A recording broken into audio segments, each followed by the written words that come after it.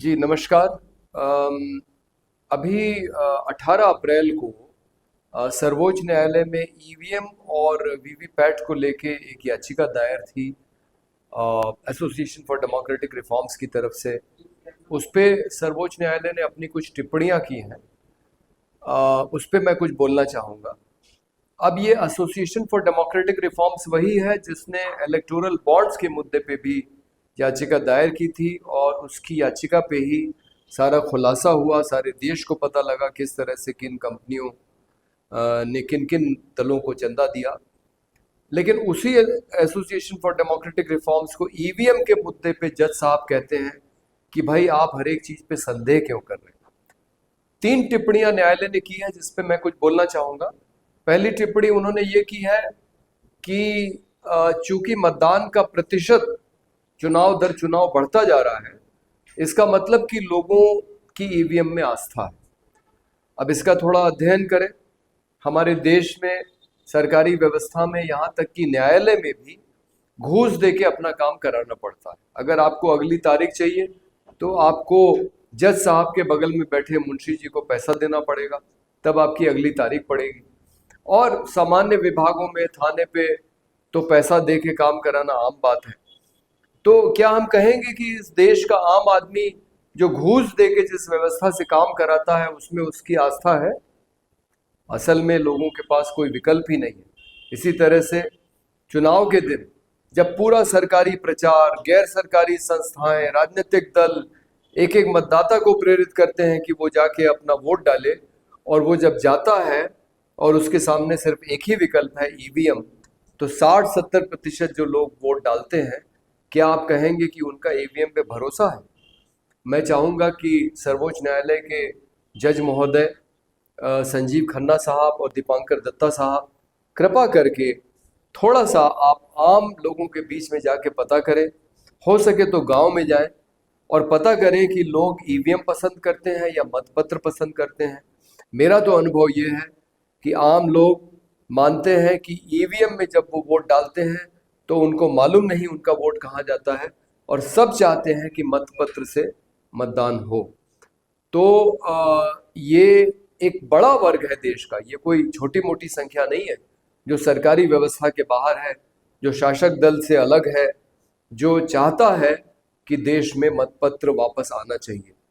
दूसरी टिप्पणी उन्होंने ये की है कि इस पे बहुत पैसा खर्च होता है। पैसा खर्च हुआ है ईवीएम और वीवीपैट की व्यवस्था में, और अब मतपत्र को लाया जाएगा तो ये सारा पैसा बेकार जाएगा। तो बहुत सारे काम ऐसे होते हैं दुनिया में जो पहले पैसा खर्च किया जाता है लेकिन बाद में पता चलता है कि वो किसी काम का नहीं है। जैसे परमाणु बम। अब बहुत सारे देशों ने परमाणु बम बनाए हुए हैं। इस्तेमाल तो एक ही बार हुआ 1945 में जब अमेरिका ने जापान के ऊपर गिराया, लेकिन उसके बाद से कई देशों ने, करीब 10 देशों ने बना के रखे हुए हैं, लेकिन इस्तेमाल तो कोई नहीं करता। तो क्या हम कहें कि परमाणु बम पे जो पैसा खर्च किया गया है उसका इस्तेमाल किया जाए? एक देश ऐसा भी है, दक्षिण अफ्रीका, जिसने 6 बम बनाए और अपने 6 बम खत्म किए जब उसको समझ में आया कि उसकी कोई उपयोगिता नहीं है।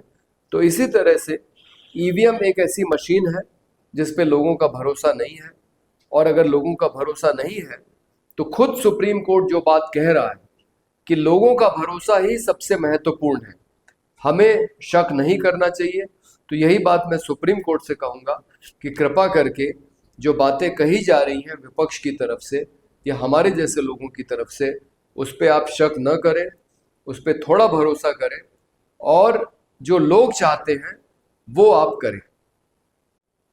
और तीसरी बात ये है कि चुनाव आयोग ये कह रहा है कि अभी तक उन्होंने जितनी भी वीवीपैट पर्चियों का मिलान जो कंट्रोल यूनिट है उसकी संख्या से किया है, तो वो मिलान हमेशा हुआ है। सिर्फ एक मौका ऐसा था जिसमें किसी मानवीय त्रुटि की वजह से वो मिलान नहीं हुआ था, और 25 लोगों ने जिन्होंने शिकायत की कि उन्होंने जो बटन दबाया वो चिन्ह उनको वीवीपैट पे नहीं दिखाई पड़ा, वो सारी शिकायतें झूठी थी। अब चुनाव आयोग से मैं पूछना चाहूँगा, भाई मेरी जानकारी में तो 2 लोग हैं, एक सीतापुर के चांदपुर फरीदपुर गांव महमूदाबाद तहसील का एक भूमिहीन दलित मजदूर बनारसी जो कहता है कि पिछले चुनाव में उसने हाथी वाला बटन दबाया और उसको वीवीपैट में कमल दिखाई पड़ा। और लखनऊ शहर में रहने वाले एक सेवानिवृत्त आईएएस अधिकारी जो कृषि उत्पादन आयुक्त के पद से सेवानिवृत्त हुए, जो सरकार में दूसरा सबसे वरिष्ठ पद है अधिकारियों का मुख्य सचिव के बाद, अनीस अंसारी साहब जो कांग्रेस पार्टी से जुड़े हुए हैं, अनुमान है कि उन्होंने हाथ पंजे वाला बटन दबाया होगा, लेकिन वो कहते हैं कि उनको वीवीपैट में कमल दिखाई पड़ा।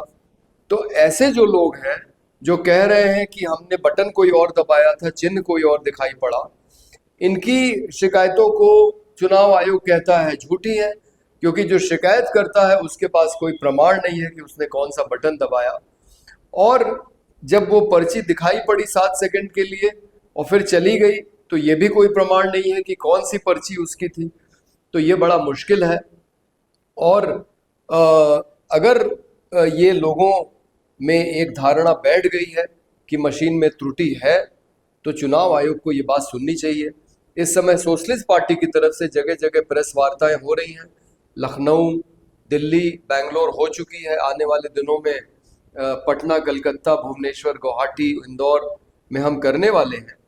एक मशीन है जो राहुल मेहता, अहमदाबाद के रहने वाले, आईआईटी दिल्ली के पढ़े इंजीनियर ने बनाई है, जिसमें ये दिखाया जाता है कि आप जब बटन केले का दबाते हैं और आपको वीवीपैट में भी केला दिखाई पड़ता है, लेकिन पर्ची अंदर सेब की छपती है।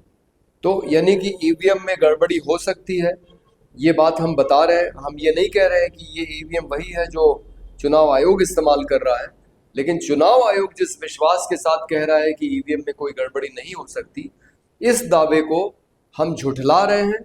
हम कह रहे हैं कि अगर कोई गड़बड़ी करना चाहे तो ऐसा प्रोग्राम बनाया जा सकता है जिसमें कि आप विशेष चिन्ह को चुनाव जितवा दें और जो दूसरे चिन्ह हैं उनके वोट चोरी करके उस चिन्ह को स्थानांतरित कर दें जिसको आप दिखाना चाहते हैं।